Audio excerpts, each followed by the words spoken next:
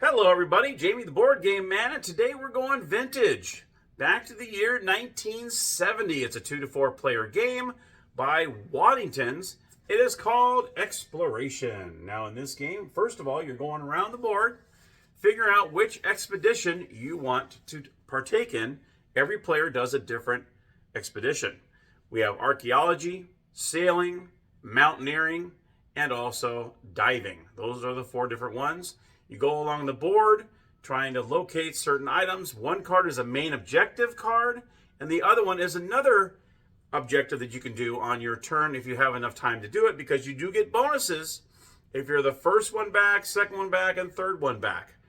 Really interesting game. So let's head on down to the gamers table where I'm going to show you how to play Exploration.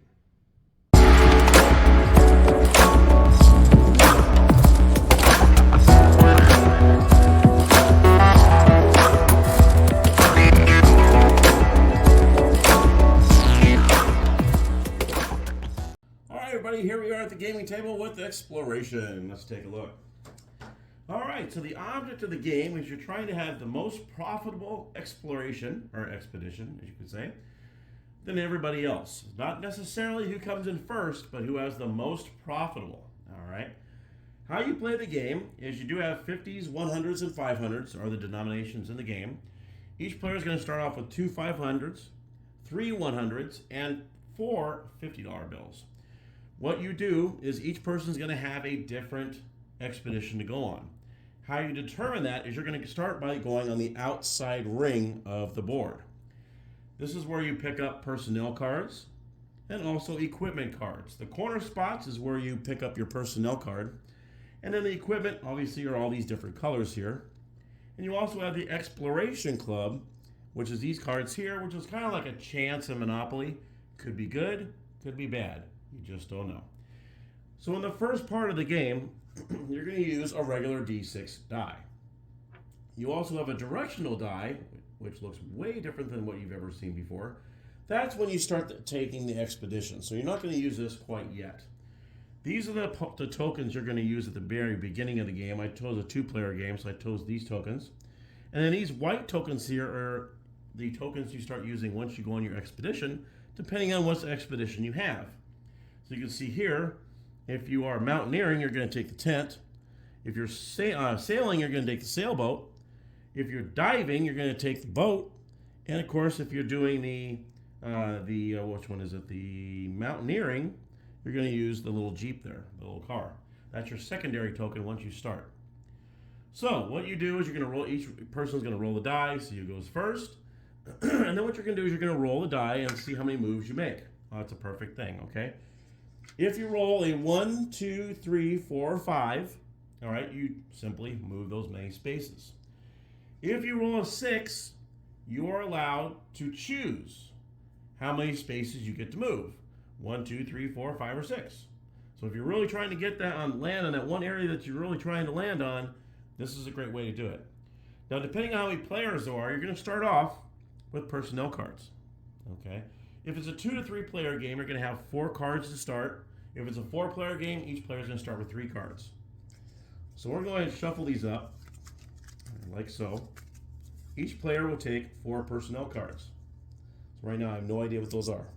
I'm playing blind just as much as you are here. So the first player is going to look at their cards. Holy cow. And right there he's got 3 Mountaineer cards right here. This is perfect. And he has a blue one, okay, which is sailing. He's pretty content with what he has right here. This is pretty good. In order for you to start the game, or you start your expedition, each expedition has a main objective. The main objective card is one you have to have in order to start your game. So what this one is, the Mountaineer, is you collect 1,750 pounds award for reaching the summit. So you would start here, and you would try to reach the summit. Okay? Let me go over these real quick. For the sailing, okay, your main objective is landing on the island. So you're going to be starting over here. You're going to land all the way over here to the island. That is your main objective. When it comes to diving, when you get the captain here, the sunken galleon. So you're going to start from here. Everyone starts their expedition from here. to the sunken galleon. Okay? And then, and then the last one, archaeology, you're trying to make it to the lost city. Now, you know the objectives because they're either they have a solid black line around it. So you see here, here's the summit. You see the dark black line around there. Here is the lost city, and so on, the sunken galleon, and then you also have the island. See where there's a darkened line around there. Now there are secondary objectives you can do if you so choose to do so, but the one thing you do have to do is that main objective. There's no ifs, ands, or buts about it. That is the main thing you want to do. If you think you're out there a little longer and you think, you know what, maybe I'm going to go for that secondary one, and there's a reason for that, okay? If you were the first person to at least go on your expedition and hit that main objective and come back to base, you get a bonus of 1,000 pounds, okay? Second place will give you 500 pounds, and third place is an additional 250 pounds. So that's something you want to keep in mind, kind of keep in the back of your mind as you're out there expediting. You want to look at how all the other players are doing, and maybe I can get that secondary one done real quick, and maybe get back, because it's who's profitable, not who's the first back. You might go to that sunken galleon, get back and get the extra 1,000, but will it be enough? Because other players might be doing extra stuff, and they might come back and actually have more money than you, and then you would end up losing. So that's something you want to keep in hand. You kind of keep it in the back of your mind. So the main objective for archaeology is the lost city. Well, there's other things too, like the prehistoric skeleton, which is right here. You see there's a dark line around it. You're going to get an additional 400 pounds if you find that skeleton. Or if you find the idol. Here it is right here. You see a dark line around it. Collect 300 pounds for photographs of the idol. All right, so that's the couple little objectives you have with this, with the archaeology. You must have at least 2 of these personnel cards and 2 equipment cards in order to start your expedition. Okay. Now there are some, like for instance, here we go. The navigator, this is for the sailing, okay, navigates the raft through strong currents. Now there are some hazards along the way, which you see in some dotted lines. These are hazards along the way, and you cannot go through them unless you have the correct personnel card. Now, archaeology doesn't seem to have a hazard. I went through all 3 of those. There's nothing saying that you have a hazard you can go through. So if I'm trying to get to the summit, I have to go around this in order to get to it. Okay, because there is nobody that kind of helps you through that. But in this, these are the currents over here. I don't think you can see it real closely here, but there's like wavy lines in here, and that kind of shows you that's the currents. Okay, and you're trying to reach the chest. So it says navigates the raft through strong currents, collect an award of 700 pounds for reaching the chest first. Here's the chest, but also if you're diving, you can also go for that chest as well. So you can get a bonus of 700 pounds if you get there first when you're doing the sailing. All right, now as diving, you have the pearls. Collect 500 pounds for diving and finding the pearls. These are all secondary objectives. Got the pearls right here. Also, what you have, let me see if I can find it. This one might have it over here. The marine engineer takes the schooner through the whirlpool, which is right here. There's a little whirlpool right here. And you collect 700 pounds for reaching the chest first. So both of you are trying to get this chest over here. Whoever gets it first will get that bonus. Okay? But the schooner will allow you to go through this whirlpool if necessary to get over there, which is nice on that one because you're trying to get to this sunken galleon over here. You can just go whoop, right through there and get to the chest if you have this card. But you only need 2 of these cards to make it through. So that's enough about these. That's pretty much, there's a couple other ones here. Like this one here is the rare fish. Okay. And you also have, I know there's this one here. I'm trying to figure out what that one is. Oh, the mountaineer. Here we go. The mountaineer enables the mountaineering expedition to descend the precipice. So here it is here. This would allow you to go through this. I knew there was a card for that. So this would allow you to cut straight through here. Okay. If you have this card in your hand. Because technically you need to have at least a main objective and one of these two other cards in order to start.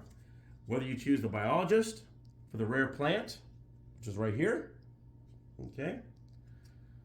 Find the rare plant and 300 for discovering the skeleton, okay? So that's pretty cool too. So even if you're doing the archaeology one, you can still find this just like the mountaineering. We both have an objective to find the skeleton, okay? Now, trying to find which one that one is that's right there. I know that's some kind of, what the heck? I know, some kind of a rare plant skeleton, schooner chest, pearls, chest, sunken galleon, landing on the island, rare fish, prehistoric skeleton, lost city. Huh. I thought this had thought this was something. I know it was, and I'm not sure what it is. My goodness, I don't see it in the personnel cards. But anyway, no biggie. All right, now when it comes to the equipment, you have to have two pieces of the equipment when it comes to your, as he says right on the top, archaeology, if you need tools, mountaineering, porters, sailing, you need a raft for 300 pounds. You actually buy this equipment. You have to have at least two of these in order to start your expedition. Why do you need these? Well, see all these little icons on the board? You cannot land on these spaces unless you have the corresponding equipment. So this one here, you see the little guy right there. So in order for you to go through here, there's a guy right here. You can land on this if you have that guy. And the reason why you need that, that's why you can't really do a straight shot, because you have this directional die, which I'll go over in just a second here. So you're not just doing a straight shot to where you need to go. This will actually tell you which way to go. And you have the instruction booklet. At the very back of the instruction booklet will actually tell you what these directionals mean, okay? So let's go ahead. I'm going to show you a quick little demonstration here. Everyone's going to have, like I said, 4 personnel cards, like so, okay? 3 and 4. Shuffle these up a little bit, because that first example wasn't good because you already had the cards already. There we go. All right. So you can see right here as an example, I've got 2 captain cards, or I'm sorry, I have 2 diving cards, which is great. So I'm already good on this already. I have archaeology, and I also have the navigator. Okay, and that's for the sailing. So say I wanted to, and now I don't need the cards, so I don't need to land on the personnel cards now. I got the 2 I need because I have the main objective, I have the schooner, I'm good. Okay. I need to find some equipment for the sailing. No, I'm sorry, you can diving. The colors correspond to this, so the diving. All right. So I'll put these 2 aside. So I'm going to try to land on the diving space so I can actually, I have to show, actually don't show these. What you do is you're going to show them when you land on a diving space, do I have a personnel card for diving that allows me to buy equipment? If you land on a space that you don't have a personnel card for, well, then you can't buy equipment for it. Why would you? Okay. And you just pass it. So let's go ahead and roll the die. So right now I want to roll a 4. Or I can roll a 6, like I said earlier. I rolled a 5. I rolled too quick. 1, 2, 3, 4, 5. Archaeology. But do I have an archaeology card? By golly, yes I do. So I can go ahead and use this and say, there we go. And now I'm going to grab an equipment card from the top. Let's see. It's for diving. That's perfect, because I need diving. So I would have to pay $50. Now, I'm sorry, 50 pounds. I gotta get that right. 50 pounds for diving if I want the charts card. Now, what you're going to do at this point is you're going to find out, which I haven't mentioned yet, there is a shop card for each one of these expeditions. And I'll show you one of them right here. Let's see if this player has the shop card. Oh, he has the archaeology shop card. Okay. But I don't have the diving shop card. Now, say this was the diving shop card. Okay. Let me look up. Here it is. The diving shop. If I own that shop in my hand, let's just say this is one of the 4 cards I had. Oh, I have the diving shop. I own this shop. So if you need the diving for 50 pounds, guess what? You can buy it from me for 50 pounds because I own the shop. So this player would actually have to pay me 50 pounds because I own the shop. Pretty cool, huh? Now, say I'm into diving. My expedition is diving, and I own the shop. Well, guess what? I don't have to pay a thing. All I have to do is just get the card, and it's mine because I own it. Okay? So that's pretty cool. But no one knows this until they go to pay, and they're like, oh, by the way, I have the diving shop card. And that's when you announce it that you have the card, and it's $50. I wish they would, you'd like pay more if somebody owned it, but no, it's the same price. So it's not like you're paying more if I own the shop.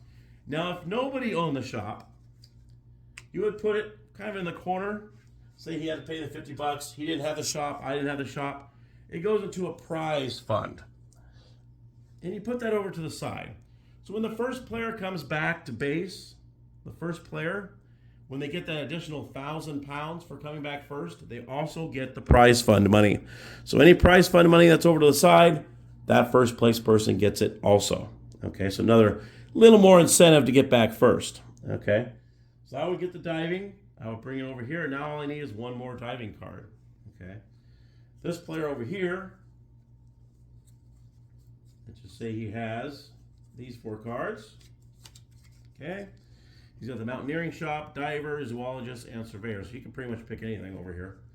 He's going to roll the die, and he gets a 5 as well. He lands on archaeology. Does he have an archaeology card? Yes, he does. He has a surveyor card here. Okay, so he's going to go ahead and choose an equipment card. Diving. Technically, I could go for diving, but I already know this guy's got diving already, so I'm not going to waste my time on the aqualung.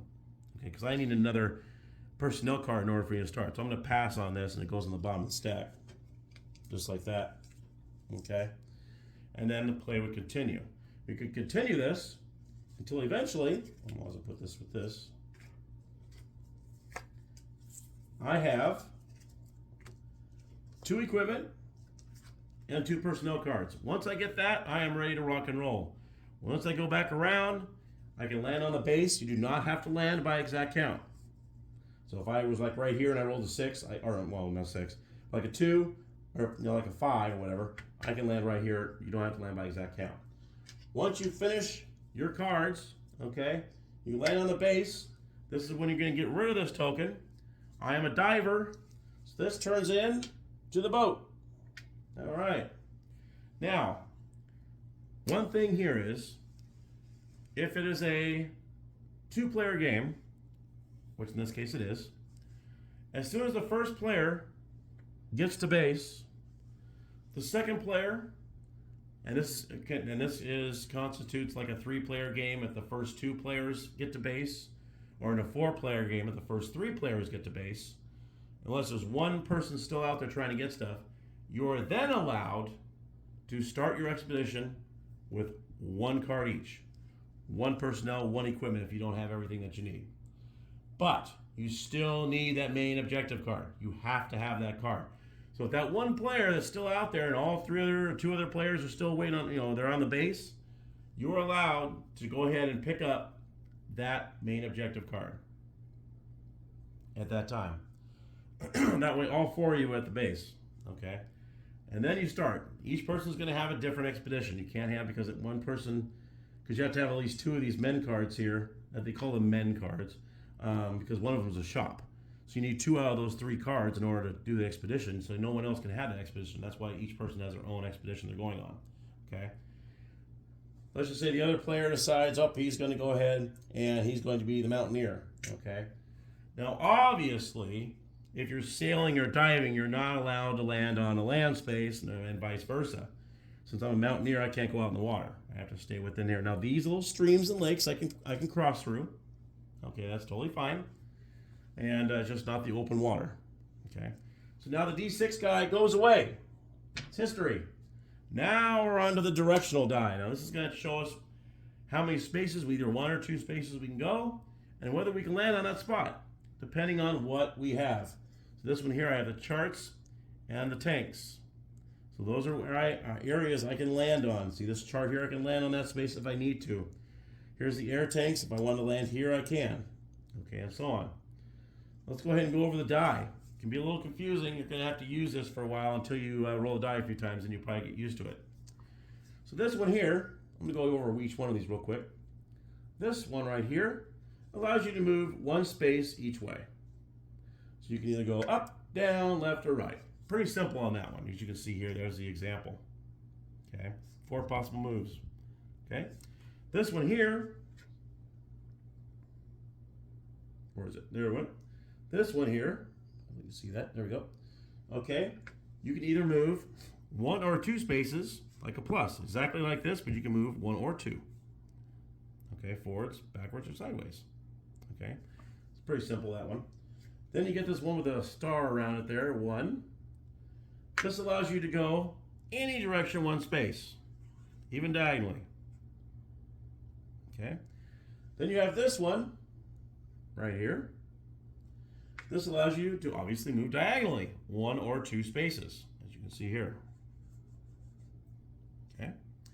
Then you have this flowery looking one, whatever you want to call that. This one's a little tricky, as you can see here. You would actually like move left 2 and up 1, or left 2, down 1. It's almost like an L kind of shape. So that's the areas that you can move there. Okay. Very interesting how they do that. But those are the different areas on the die, and you see you have 2 of those blue flowers. So you're wondering, well, there's 6 of them. It's a 6-sided die, and you only show me 5. That's because there's 2 of these. Okay, and that's what you would do, is you would roll, and it tells you I can either go diagonally 1 or 2. Well, let's see if this works for any one of us here. I'm going to start here. So I'll do the mountaineering first. So I'll just do, let's see if I can go like an L. Let's see here, what am I going to do here? It's kind of hard when you start off. 1, 2. I gotta see. Oh, I didn't do the mountaineering cards. I don't know which ones I have here. Let's see. For this one, let's see. I'll do the. So mountaineering. Let's do. Where's the mountain areas? Let's do. What's that there? I don't know what that is. You know what, I'm gonna. Well, shoot. You know what? I might not be able to move that move because it either lands me here, and I can't go over here, so I can't move that way. Let's see. I have an axe and a little tent. Those are the 2 icons I can land on. And once these are in the play, these are gone. You don't need these anymore. Okay. So right now I can't move this one with that move. I can't do it. So I was going to go back to this player. He's going to go ahead and land. There we go. Okay, so he's got the same doggone thing I just rolled. Okay. So he's going to go. Let's see, do I have the sailing one? I don't have the sailing one. I do have the chart one.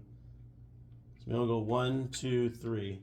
Like so, it's L. There's nothing on there. I got to move that way. Okay, so I got to move. So this is what you're going to do. 1 either way. That really helped me because now I can actually get out here now. And I'll just do 1. Okay, and so on. And that's what you're going to do. You're going to keep rolling like this. Okay, that one gives me either 2 spaces. So I'm going to go 1, 2. I'm on my merry way. Trying to, now this diving one, obviously that's the one I'm trying to get to that sunken galleon over there, over here. And that's where I'm headed. All right. So anyway, that's pretty much how the game works. Like I said, the first player to at least get that main objective done, and if you want to go for secondary ones, you definitely can. Okay, if you look at all the other players and think, you know what, yeah, I better go after that second objective, that's how you move around, is this die right here. I know whoever has the most money made wins the game. All right? And that, my friends, is exploration.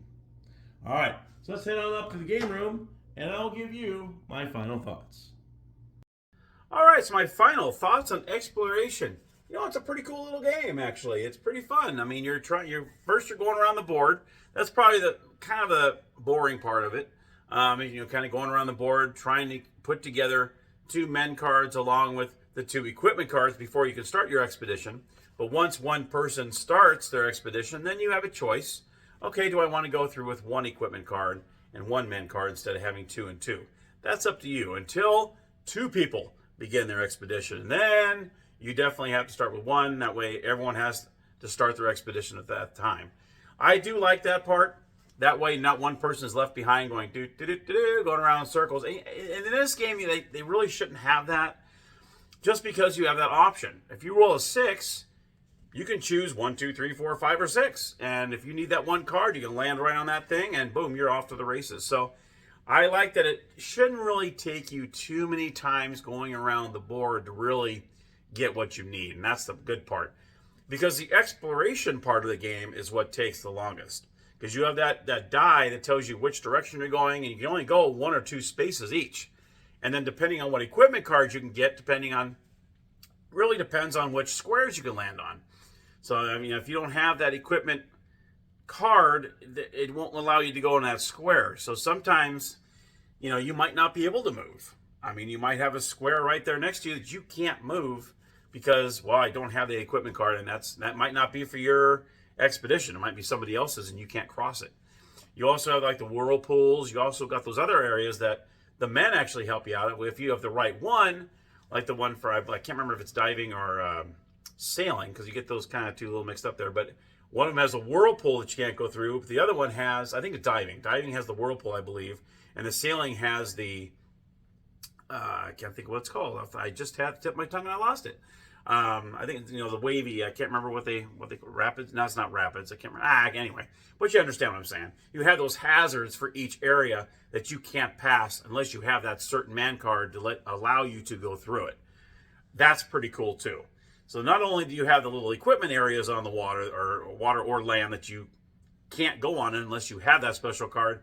Same with the water. They have the same thing. So you got the hazards and the equipment you're looking after while you're going through these expeditions. So, and maybe you're a little more ahead. Okay, well, I'm going to go for that second objective because you have to get that main objective done in order for you to come back.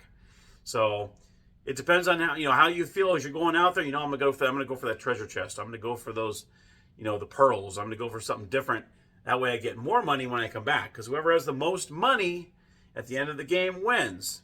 And those bonuses at the end are also pretty big, because if you're the first one back, you get an extra 1,000 pounds. That's pretty big. That's a good size amount. The main objectives you get a lot of money on, but, well, if that person makes it back first, I might not be able to make it back in time.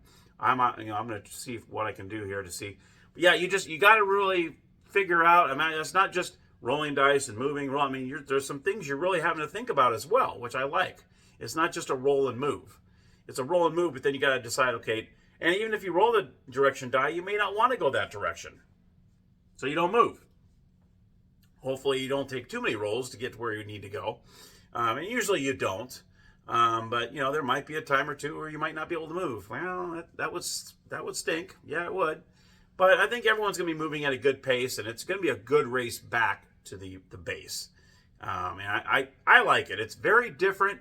I love the way the board looks. It's really pretty board. Really nice. The little things, they could have made those a little better. The little sailboat and all those. I mean, they're just like little white plastic, but we're talking 1970 here. Nowadays, they probably upgrade them to nicer little tokens. But, hey, for the time back in 1970, I think they were like, wow, these are pretty cool, So I'm not going to beat it down. I'm not going to beat it down at all. In fact, I think I really like this game. If you can find it, get it. For the life of me, I don't remember where I found this. It was probably McKay's, probably. I know I told this a long time ago, months and months ago. I remember I announced that I had found it. I didn't watch that other video or picture or whatever, but however, I let you guys know when I got this game. I know some of you were like, oh, I'm really interested in knowing about this game. So I finally sat down, read the instructions, really got to know how to play this thing, and I think it's pretty cool. It's different, especially for a game that's 50 years old. I mean, shoot, Fun. All right, guys. Well, if you can find it, get it if you can. I don't remember how much I paid for it. Maybe I said that in the other video I did this on. For the life of me, I don't remember how much it was. I'm pretty sure it was McKay's. I'll probably make a bet on that. So, because knowing me, it probably was. All right, everybody. Thank you so much for watching. Let me know what you think about the episode. Let me know if you're interested in it. Maybe it's not for you. Maybe you have the game. Let me know. I always enjoy those comments down below. Thank you, everybody, for support. Don't forget to subscribe. And as always, happy gaming.